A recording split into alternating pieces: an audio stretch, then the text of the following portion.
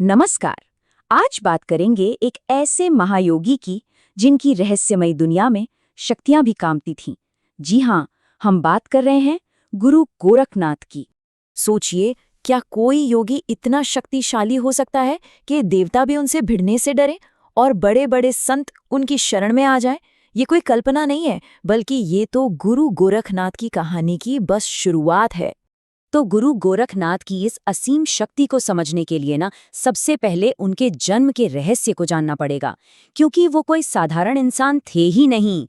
उनका मूल, उनकी जड़ें वो सीधे दिव्यता से जुड़ी थीं।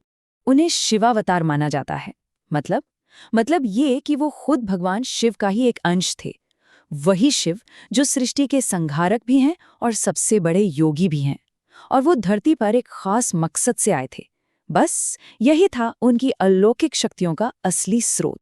और ये सिर्फ कोई लोक कथा नहीं है, सुनिए। ये जो पवित्र मंत्र है ये साफ साफ कहता है कि मच्छिंद्रनाथ के चेले गुरु गोरखनाथ साक्षात शिव के रूप में ही दिखते हैं। मतलब इससे बड़ा सीधा प्रमाण और क्या हो सकता है उनके शिव स्वरूप का। अच्छा, उनकी दिव्यता का एक और सबूत चाहिए। कुछ कथाओं के हिसाब से गुरु गोरखनाथ 600 से भी ज्यादा साल तक इस धरती पर रहे। 600 साल! जरा सोचिए, एक ऐसी जिंदगी जो कई पीढ़ियों से भी लंबी हो। ये किसी साधारण इंसान के बस की बात तो बिल्कुल नहीं है। अब देखिए, उनकी शक्ति सिर्फ उनके दिव्य जन्म के वजह से नहीं थी। उनकी ताकत उनकी गुरु शिष्य परंपरा से भी आती थी। वो नाथ परंपरा के एक बहुत ही महत्वपूर्ण योगी थे। चलिए देखते हैं कैसे। तो वो खुद महान योगी मच्छिंद्रनाथ के शिष्य थे, जिनसे उन्होंने सारा ज्ञान लिया।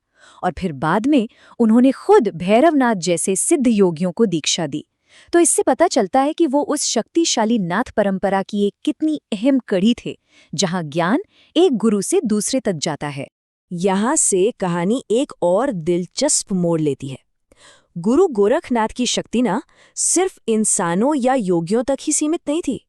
नहीं, उन्होंने तो हिंदू धर्म के सबसे शक्तिशाली देवताओं को भी चुनौती दे डाली थी। और हम किसी और की नहीं, हम बात कर रहे हैं पवन पुत्र हनुमान की, जिनकी शक्ति और भक्ति की कोई सीमा ही नहीं है। लेकिन कथाएं कहती हैं कि खुद हनुमान जी ने भी गुरु गोरखनाथ से युद्ध करना ठीक नहीं समझा।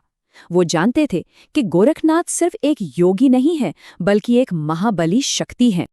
और सुनिए, इतना ही नहीं, ज्वाला देवी जैसी प्रचंड शक्तिपीठ आज भी उनके दिए हुए भिक्षा के उबलते पानी को ठंडा करने का इंतजार कर रही हैं। ये बहुत गहरा प्रतीक है। ऐसी मान्यता है कि जब गोरखनाथ उस भिक्षा को लेने वापस आएंगे तभी इस युग का यानी कलयुग का अंत होगा। लेकिन शायद सबसे ज्यादा हैरान करने वाली कथा तो ये है कि उन्होंने अपने योग बल से साक्षात महाकाली को बंदी बना लिया था। हाँ, महाकाली को। हालांकि बाद में उन्होंने देवी को पूरे सम्मान के साथ आजाद भी कर दिया।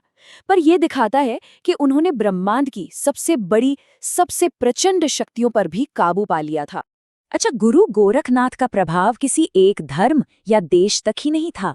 उनकी आध्यात्मिक शक्ति इतनी विशाल थी, इतनी बड़ी थी कि वो सारी सीमाओं को पार करके सूफी संतों के बीच भी पूजनीय बन गई।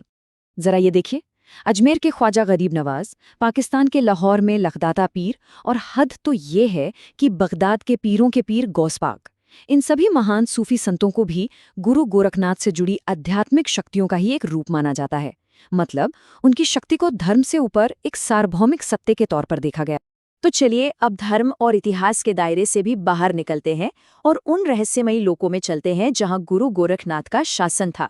ये उनकी शक्ति का एक बिल्कुल ही अलग लेवल है। ये सुनने में शायद यकीन न हो, लेकिन उनका कनेक्शन सिर्फ भारत के देवी देवताओं तक नहीं था। नहीं, बल्कि महान राजा सुलेमान तक भी था, जिन्हें सुलेमान पैगंबर भी कहा जाता है। और उनका कंट्रोल सिर्फ इंसानों पर नहीं, बल्कि परियों जैसी रहस्यमयी शक्तियों पर भी था। कहा जाता है कि 6 अलग अलग तरह की परियां, लाल परी, इंद परी, हूर परी, नूर परी, शाह परी और सफेद परी, ये सब की सब उनकी आज्ञा का पालन करती थीं। ये उनकी शक्ति के उस फैलाव को दिखाता है जो इंसानी दुनिया से बहुत बहुत परे था। तो जरा एक बार सोचिए, एक तरफ शिव का अवतार होना, दूसरी तरफ हनुमान और महाकाली जैसी शक्तियां, फिर सूफी संत और राजा सुलेमान, और आखिर में परियों का पूरा लोक, ये सब एक ही योगी के प्रभाव में थे। उनकी शक्ति का जो दायरा था ना, वो सच में हमारी कल्पना से बहुत परे है। तो सवाल फिर से वहीं आकर खड़ा हो जाता है। एक योगी जिनके साथ इतनी सारी दैवीय, आध्यात्मिक और रहस्यमयी शक्तियां जुड़ी थी, वो असल में कितने शक्तिशाली थे? शायद इसका जवाब किसी किताब में नहीं मिलेगा। ये तो उन अनगिनत कथाओं में छिपा है जो आज भी हमें हैरान कर देती हैं।